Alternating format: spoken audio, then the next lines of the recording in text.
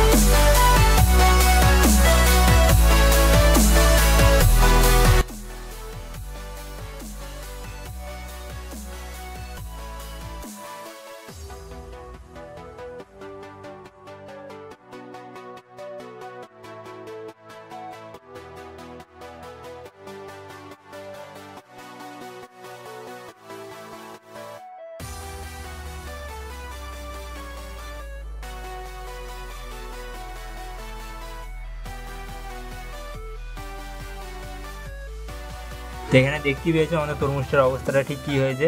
আর আমাদের দেখো রাবারের এগুলো পুরো একটা বলের মতো তৈরি হয়ে গেছে এখানে। আর তরমুজটা আমাদের টুকরো হয়ে গেছে, দুটো নয় 3টে টুকরো হয়ে গেছে, দেখতেই পেয়েছো আমাদের। তো আমাদের এই ভিডিওটা বানানোর জন্য মোটামুটি 400 টাকা কাটার লেগেছে। 400 টাকা কাটার লাগাবার পরে আমাদের তরমুজটা হেরে গেছে। তো হচ্ছে আজকে ভিডিওটা তোমাকে ভালো লেগেছে, যদি ভালো লেগে থাকে তাহলে লাইক কমেন্ট সাবস্ক্রাইব করে দেবে। তো চলো দেখা হচ্ছে পরের ভিডিওতে।